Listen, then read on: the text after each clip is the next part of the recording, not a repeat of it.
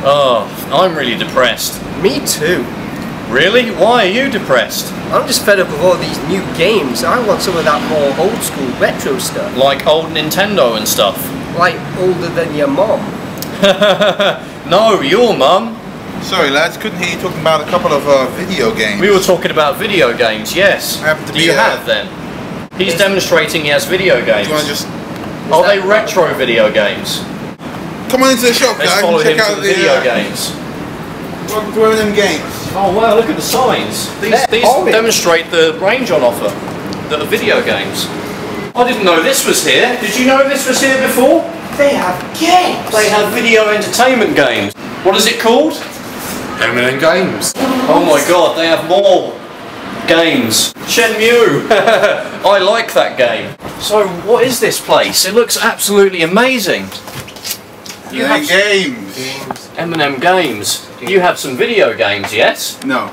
Oh, are you joking? Games.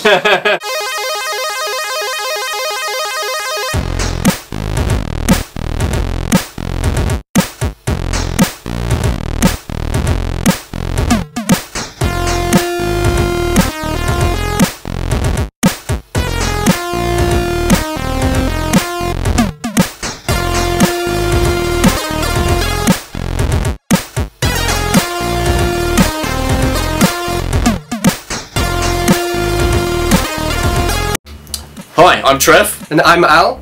Welcome to our new show, Console Shock. So over the course of this series, we're going to be showing you a lot of different games and stuff. We're here in M&M Games in Croydon. So fantastic retro gaming shop. Yeah, there's not many retro gaming shops around these days. No, they're pretty much an endangered species right now. Exactly, and these guys have pretty much everything. We're going to talk about games, we're going to reminisce about retro games, pretty much every console that ever came out. Pretty much, that we know stuff about. And the thing is, we're not a review show. We aren't a review show, we're here as more of a reminiscence show, you know, so we want you guys to, you know, respond in the comments, tell us what you remember about this stuff as well. And the great thing is, over the course of this series, everything that we show you is for sale here. You can buy it. Yeah, so you don't have to go hunt for it. If you want it, then just come down here. So especially if you're in the London area, then this is the perfect place to be. And there's not really anywhere else to go apart from M&M Games, is there? Pretty much no. There are no other retailers, just come here. No, and we're not talking emulation here, we're talking the real deal as well, so... So what we're going to do for this very first episode, we're actually going to give you a tour of the store. You may have seen some of the store already with the videos that M&M Games have done themselves before now. We're going to go through each cabinet. And we're also then going to go and speak to the owners, Stu and Dan, so we're going to find out a little bit more about the history and why we're here. I'm going to pick out some games that we have good memories of and talk about them a little bit more. So come join us. Okay, so here's the guys themselves. This is Stu and Dan, the owners of M&M Games. So how are you guys doing? Yeah, good, thanks. Cheers. Yeah, awesome. So Doing really well. So tell us a bit about this store there. Like, how did you guys actually start? We opened it 4 years ago, myself and Dan. We just both had the sort of idea of creating the ultimate game shop for us. If that really, I think that's fair enough. We wanted it to be somewhere that, you know, we felt that we would be happy to go into it ourselves. Like if we went into a shop and it wasn't up to par, we're like, we could do better than that, and you know, we did. So had you been to other shops, retro shops? Well, I mean, I've been going to game shops like my whole life. I mean, there's you know, game shops, arcades, all sorts. I've been pretty much a gamer since I can remember. So whenever I go anywhere new, the first thing I look for is a gaming shop, and especially the independent style ones. Obviously, back then it wasn't really retro because I'm really old, but like it was you know, just like great older games. Yeah, like at the time it was current, you know, and I love game shops and I love the ambience and I love the community that can build up around there. So we wanted to build somewhere that felt like you know, home. It felt like home for gamers and somewhere that everyone could come in like really Still, why don't you tell them more about it? Which is fair, yeah, a home with us basically. Yeah, I think you hit the sort of nail on the head there really, and we're not arrogant about the games. We, you know, if you don't know all the unlockable characters from Final Fantasy VII, we'll still like you. Don't know what Final Fantasy VII is, to be honest. Get the hell out! Get out! So I mean, one of the things that we find amazing is obviously the fact that you guys are still here. You know, the fact that we've had so many different retro gaming shops that have kind of closed down over the years. And London is such a big city, but there's hardly anything. It's amazing. And you guys are here, and it's great to have these stores because I mean, obviously you're not going to get this stuff in game. I mean, Game Station used to have their own little retro bit, but that's now gone. So I mean, was it hard for you to set the store up, or Did you have a lot? Do you have I mean, if you do look on our Facebook page and Facebook page, have a look at it. That's 4 years ago, there is a couple of pictures of M&M the Games shop. Croydon on Facebook. There, you can see them. And they looked young and virile in those pictures. You still do, guys. Well, you know, I've got a couple of grey hairs. Oh, But, woman, you know. So there you go. Times have changed. Yeah. But we've certainly got a lot more stock than day one. I think I Definitely. can say probably 20 times more stock. And I'd say, yeah, day it's one. really like thanks as well to like our fantastic community. We've got a great community of gamers here. We've got a lot of people who come down to the store as well from all over to check us out and check out our stock and everything. Got loads of great fans on YouTube and such. We're on YouTube now. Yeah, YouTube! That we really do appreciate, and it's thanks to them that we're still here and we're striving to be better every day for you, the fans and the customers. And you guys have actually had people come from like different countries to the store. Had, one guy, he came all the way. I think he was here on holiday anyway from Serbia. No, he was here because he wanted to come to the store. I think he wants to see Stuart actually. Yeah, well, Understandable. But I imagine he had another reason to come here, and this was sort of tagged on. But he certainly had a good time. he in made the a point shop. of coming here though. He certainly did. Yeah. We've had people from Denmark. Denmark, yeah, a lot of people Sweden. actually from Denmark. Yeah, same Danes. They love They love that. They love Them the retro games. and the gaming. But Sweden as well. We've had from all over really, and it's been great. We also sell online, and we sold online to all over. We sold to Brazil, we sold to America, of course all over Europe. It's been I do mail order as well. What's the kind of consoles that really kind of hit home for you guys? What's the kind of I mean, I your grew most up. passionate one growing up with? I grew up playing the Amiga 500, and I Okay. think that's what the sort of difference between myself and Dan. It was a big format in this country in the And late 80s that's and why 90s. I really enjoyed it, because Yeah, I had Amiga. all my friends had them, and I personally thought it had better graphics than the Mega Drive, and Definitely a better sound. yeah, The bleakiness of the Mega Drive is like, oh my god. no doubt about that. And let's just say I used to have lots of discs with games on that probably didn't come sort of the most legal There's different routes. things on discs these days. Yeah, so I just had, that's what I enjoyed. My Amiga 500, Quite grainy on the 500, wasn't it? Yeah. 600, I had the 600 as well. You had the lot. You had And CD32. Alright, no, that'd be outrageous. No, Get out. I do know someone who's got a CD32. Yeah, I heard legends that there was an owner of a CD32. Once. Malcolm, Yeah. CD32. I actually had one 2 weeks ago. Yeah, there you go. Here's I've your sold it man already. with a CD32. Wow. Malcolm's our cameraman. Have a look, Malcolm, please. Say hello, say hello. Oh, that shirt! That shirt! Hawaiian, Hawaiian, that shirt! No. The shirt's barely legal. That's nice. YouTube has got a filter for those shirts, so don't worry, it'll come across like magenta or something. So Dan, what about you? Not an Amiga fan, but No, actually, in terms of Amiga and Atari, I actually had an Atari, which I ST? Yeah, Atari ST. oh right, yeah. I 500. wonder what the ST is. That must be some kind of console. Oh right, yeah, the T-shirt. Yeah. But yeah, no. For me personally, I'm actually more about Japanese games. I loved a lot of console-ized games. Wasn't there a game on the NES in Japan called Bastard? Yeah, it's actually based on a manga.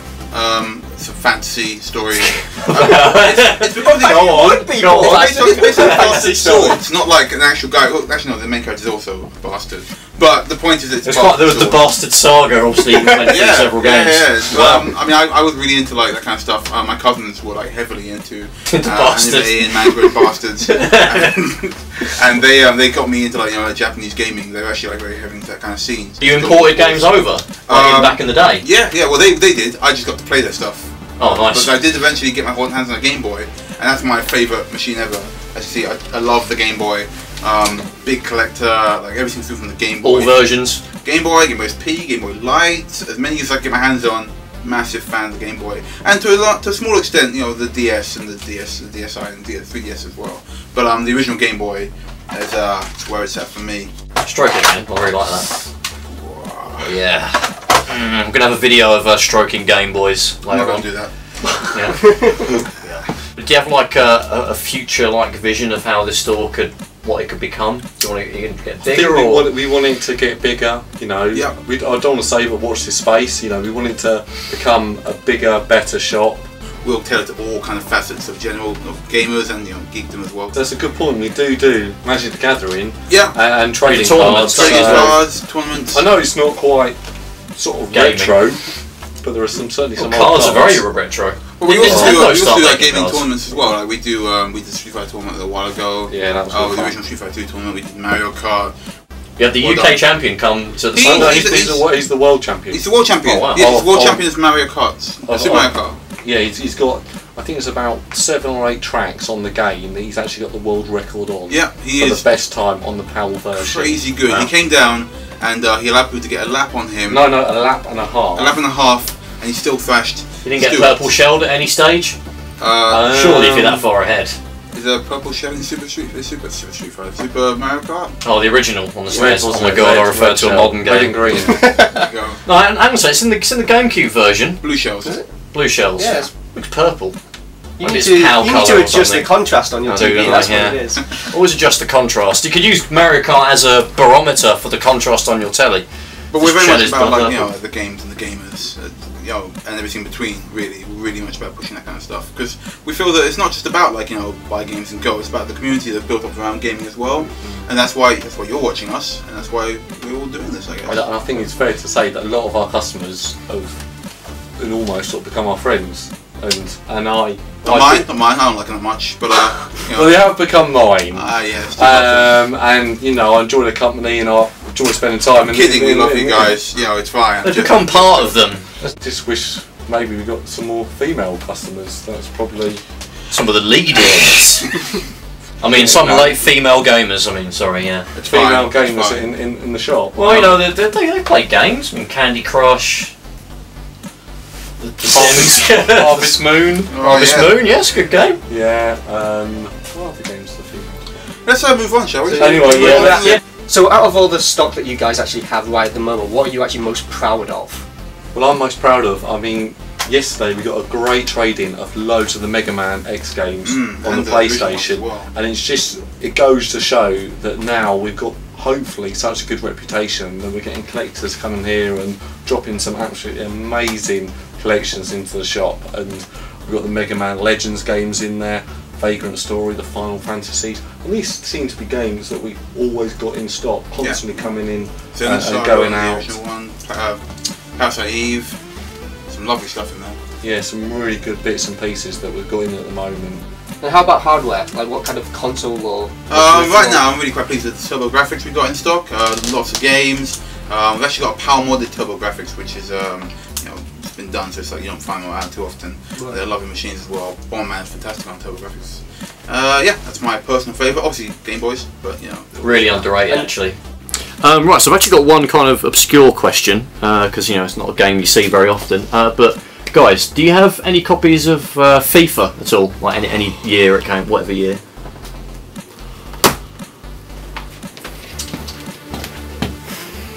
Really, Trev? Really? Sorry.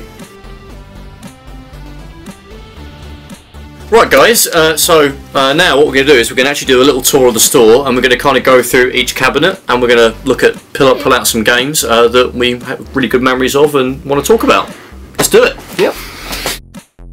So to begin with, we're looking at PlayStation. So the original PlayStation, of course, was Sony's revenge against Nintendo when Nintendo dropped them for their CD add-on. So we've got the original PlayStation and also the PS1, which is the mini version, which you could also get a screen attachment for it. Yeah, it like screwed on the back, and it kind of almost like made it like a laptop, but it was actually very cool. It's a really good accessory if you don't want to hog the TV while playing your PS1. Although this is still the classic for it. But the thing with the PlayStation is it's kind of the cut-off point for retro at the moment, I think.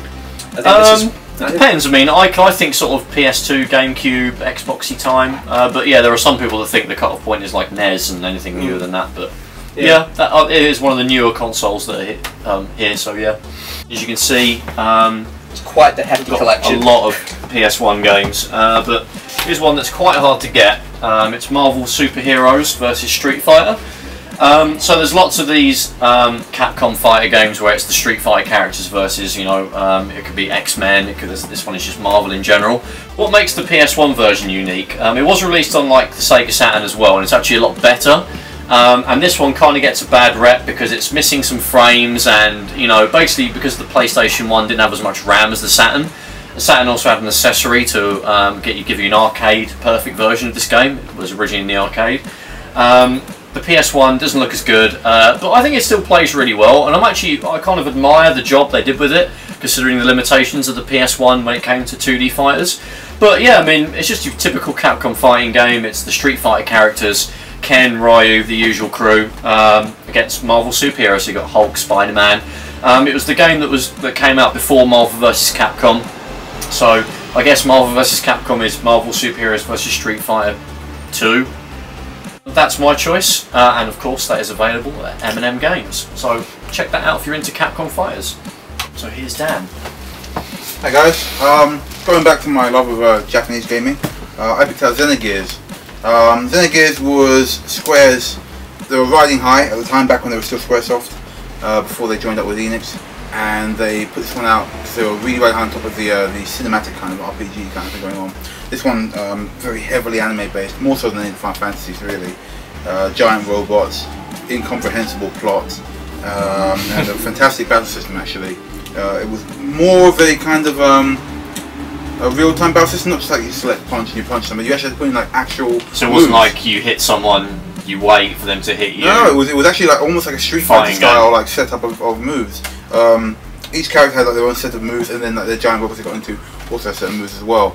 The PS1 was fantastic for RPGs as well. It was really the vanguard. I'd say arguably more so than the SNES. They got a deal, didn't they, Squaresoft with Sony, like an exclusive deal, I think, for a few years. Eventually, Square started making GameCube games and for other systems, but for a few years, Sony basically just had all the exclusive games. Arguably, it's really thanks to Sony that Square like had their heyday at all. I mean, Final Fantasy 7 through 9, up to 10 as well on PS2, like are still to this day like heavily sought after. Fantastic games. You can still go back and play them very nicely and very easily.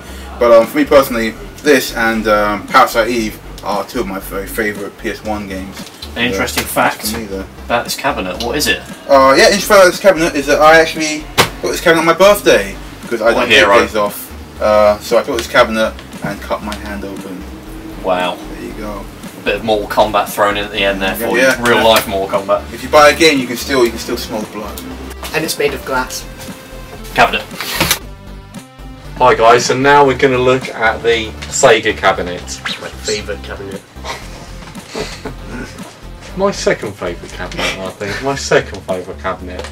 Most modern first is the Sega Dreamcast. And that came out in 1999 in the UK. Going down a little bit back in time, we've got the Sega Mega Drive shelf with loads of loose cartridges.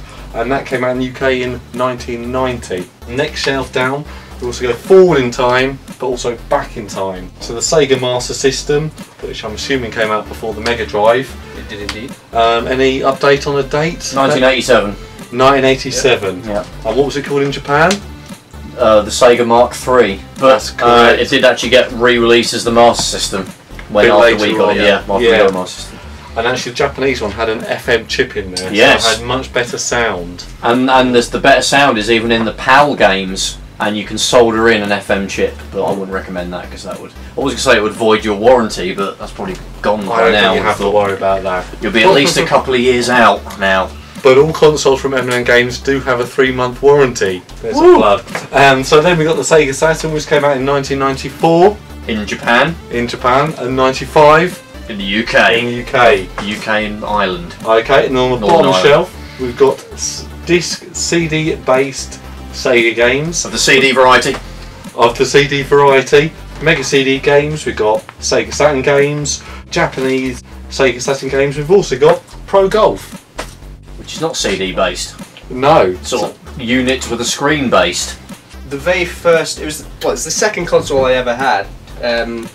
But the very first one, Sega one that I used was the Master System. Now, my friends had this original model, and it even has built-in games that are hidden. So if you hold down the right key combination on the control pad, you get like a maze game and stuff. So it's really good. It also supported cards as well, so little cards you'd insert for games. But they then released the Master System 2, which is just a cut-down version as well. The cartridges ended up, they're a little bit frustrating at times nowadays because there's no N label. They didn't do N labels back then. But we've got California games here, for example. This was quite a big classic where you'd have surfing and all sorts of other stuff on there. But they'd also bring out games at the same time as the Mega Drive. So you'd have Spider-Man, for example.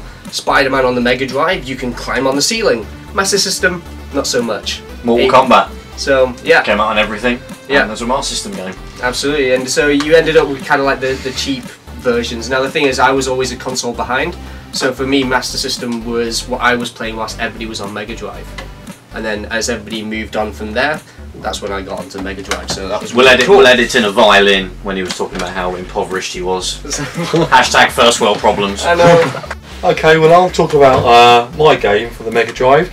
It's Megalomania.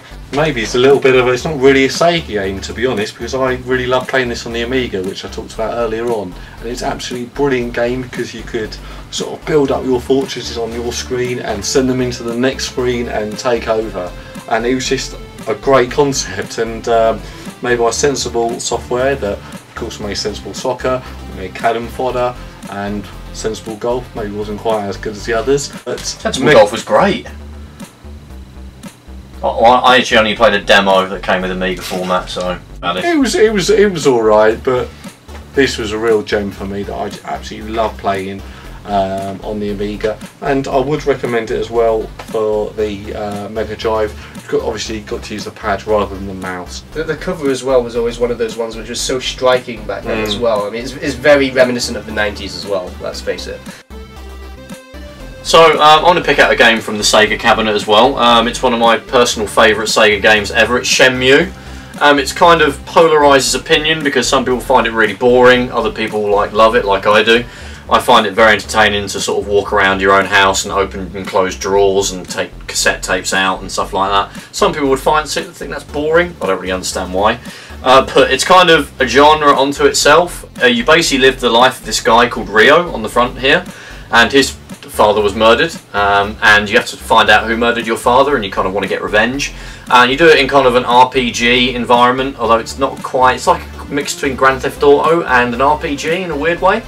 You have to go around, there's a very realistic town that you live in. You go through each day, you live a whole 24 hours each day, you get up, you go into town, you can go into an arcade and play games, you can buy food from the food store, you can chat to all the characters that are walking around in this environment. There's real weather, it rains, it snows, depending on what month it is. And it's just amazing how realistic that they made it. It was also the most expensive game ever made at the time. I'm not sure if it still is. It cost like $50 million to make. Probably part of the reason why Sega kind of went a bit downhill. There was also a sequel, Shenmue 2, which we also have buried in there somewhere. That was one of the final Dreamcast games to come out. In fact, where is it? It's I'm blocking it with my head. There we go. There we go. Look at that. Double Shenmue. I'm gonna go play this now, thank you. Yep, I was getting Shenmued from both sides there. And this also came out on the Xbox, but I actually prefer the Dreamcast version. You did it come out? The Dreamcast version. The Dreamcast version of the first game. 2000. Right. Christmas 2000. I remember because I got it for Christmas. It came out in 1999 in Japan, but they had to put this really bad voiceover dialogue over the top of it. That's why we got it a year later. But this only came out in Japan and Europe. So Americans, I'm sure there's loads of you watching. Thank you for watching. This is the one you want to get, really. I know you guys don't really like the Dreamcast PAL boxes because it had to have a big, huge booklet of instructions for the different languages, but it's got the Japanese dialogue. There was no English dialogue recorded by this time. The Xbox version, which came out a couple of years later, does have English dialogue recorded. So Shenmue, Dreamcast 1 and 2, I really recommend giving them a play because they're really awesome games. I'm gonna go play this one too, thank you very much. Oh, no, wait. Okay guys, so now we're on to our second cabinet, and this is really full of portables. So we've got the Game Boy, we've got DS's, we've got Game & Watches, we've got box Game Boy games, we've got Neo Geo Pocket games, we've got Game Gear games, and then we've even got a grandstand with a rather realistic looking gun, and we've got some rather awesome looking Super Famicom games boxed. But my little square of joy Cartridge. is DuckTales Woohoo. Wait, that was the theme tune, wasn't it? Yeah, DuckTales. Theme tune reference. Woohoo. Woo, yeah. Yeah, that's how it went. I'm not going to sing it, but yeah. Look it up, look it up. So you were Scrooge McDuck, and because it was made by Capcom, you could choose the level you started on. I think that's why I liked it. 'Cause it always gave Like you Mega Man. Yeah, exactly. A little bit of variety. So if you were kind of not very good at one level, you could actually have fun playing the other levels. And I remember this was one of the first games I actually completed back in the day. Connoisseur. Is it like the NES version? It is very much like the NES version, which I've just recently got actually, and it's It's like a colour version, the NES version of it. a bit harder though on the NES. Yeah. Yeah. You well, choose levels? Yes, but I'm not as good as I used to be. Okay. So, what's your little bundle of joy you picked up? Mine is a bit of a weird one because it's not really thought of as a good Mario game, but it's Super Mario Land 2. And I've chosen this as opposed to the first game, which most people associate with the Game Boy. You should have chosen the first game. You've made a. I like the first game. I like the first game, but it kind of came out as a weird time. It came out in, I think, in 1989 when the Game Boy came out. But even though by that time you had Mario 3, or at least in Japan you had Mario 3, and that kind of had amazing sort of graphics for the NES at the time, Mario Land kind of was more like Mario Bros 1. Yeah. It was kind of a bit of a step backwards, and it had some weird stuff like you didn't have a fireball, you had like a ball that you could bounce and along, it bounced, and you could collect. Well, that was good. You could collect coins, which is quite good. But I prefer this because it's more like Super Mario Bros 3, more like Mario World. It's actually my favourite Mario game. It's actually very easy because you can save your position. So when you complete a level, it'll automatically save to the battery-backed RAM inside here. There's also a few power-ups that I don't think have ever appeared in any other Mario game. Mainly the rabbit ears, which are basically is kind of like the raccoon tail. You kind of jump higher, and when you're floating in the air, you wiggle your ears to give yourself a nice long landing. And there's a space level, and I don't think there's a Mario game that has a space level. Any other Mario game, or well, Mario Galaxy. Mario Galaxy, that's is entirely based in space. In space, but pre sort of Wii, there wasn't really anything. So yeah, Super Mario Land 2, really wicked game. They also did a camera and a printer.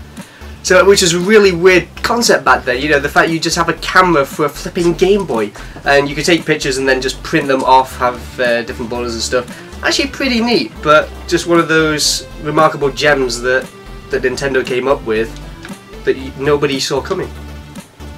No. Yeah, no, that's a really good point, Al. Thank you for that. So, do you want to go back down there? Okay. Down.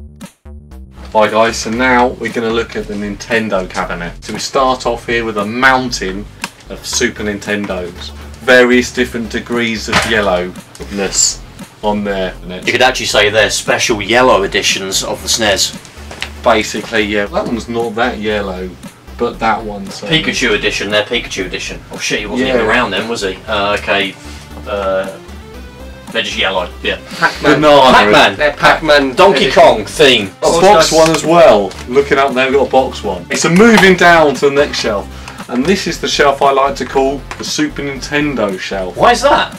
Just covering Super Nintendo games, basically. Oh, right. It's a good name, actually. It's quite descriptive of the content. Exactly there. So you've got a load of great games. But not only just the European, like British ones, there's also the American style as well.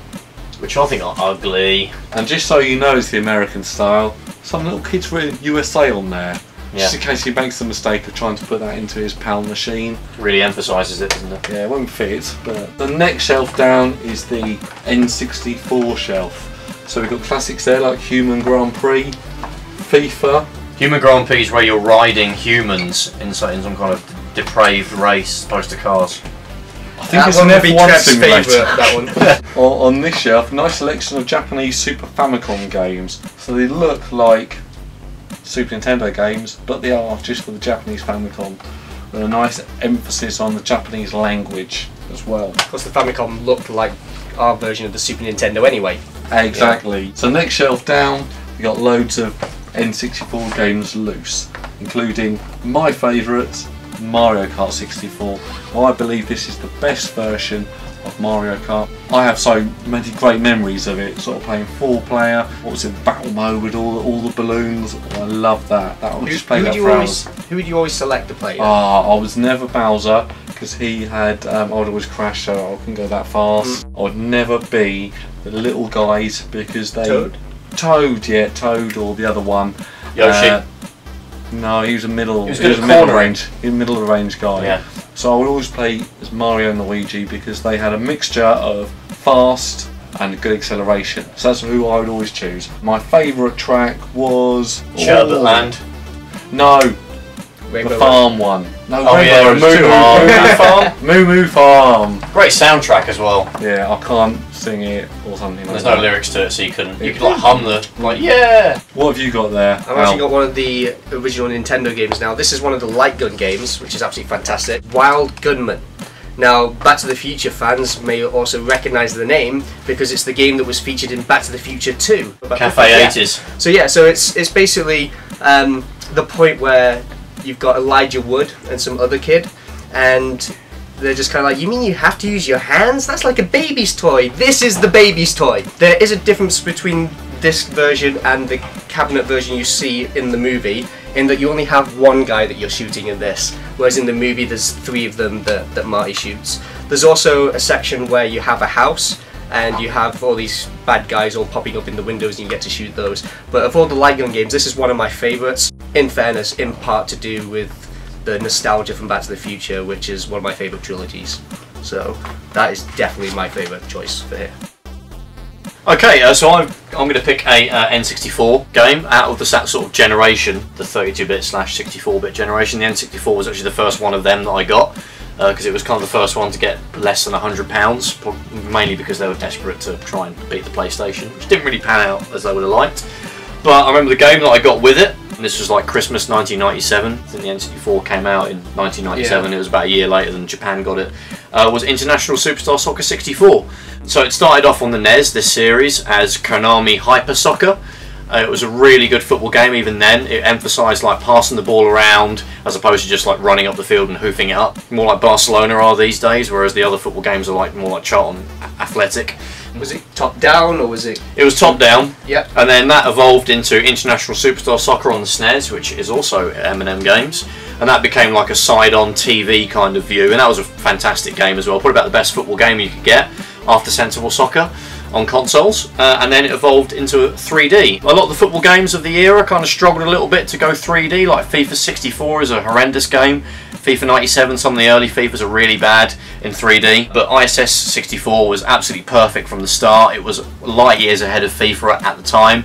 It played very similarly to the old Super Nintendo International Superstar Soccer. That was one of the best things about it. Seamlessly the gameplay transitioned across, and it was just great. You had tons of international teams, loads of tournaments. There's a World League mode where you go through a big long season playing all the other international teams. It had tons of animation, quite hilarious commentary. It's England versus Wales, and it didn't really sound very realistic, but hey, there wasn't much memory in cartridges in those days. It carried on. There was ISS 98, which is actually probably a bit better than this one, and that became Pro Evolution Soccer that we have now, which is still kind of competing with FIFA.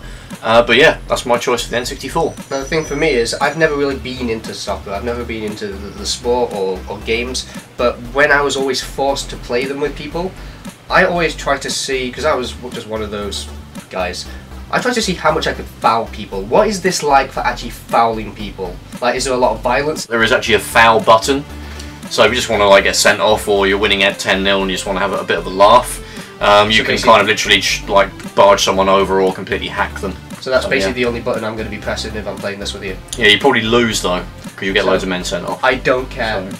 For me, my target is going to be how many can I get sent off. Thanks for your If I can get the entire team sent off, I'll leave it. Great. Stop. So, yeah. Is there a limit as to how Al many doesn't can play get sent football off? game. I don't. It's no. Yeah. Let's put that. Go and play your Back to the Future game, Gunman, whatever it was. Yeah. Is there a sequel to Wild Gunman, by the way, Al? Come back. Do you think it might be called Tamed Gunman? See what I did there? Shut up, Trev. So thanks for watching, guys. So that was our very first episode of Console Shop. We hope you enjoyed the little tour of the store, chat with Dan and Stu, and maybe you've learned a few new things about some of the games that are here. And going forward, we're going to be looking at specific platforms, we're going to be looking at specific games and just delving in a bit more so that we can all just reminisce about all that awesome stuff. Please comment and share the video. Please check out M&M Games' other videos. We're also going to have the video on our channel, and also future videos will be released on there. Man, I've said video quite a lot of times. Thanks again for watching, and we hope to see you very soon. Ciao. I just had an orgasm.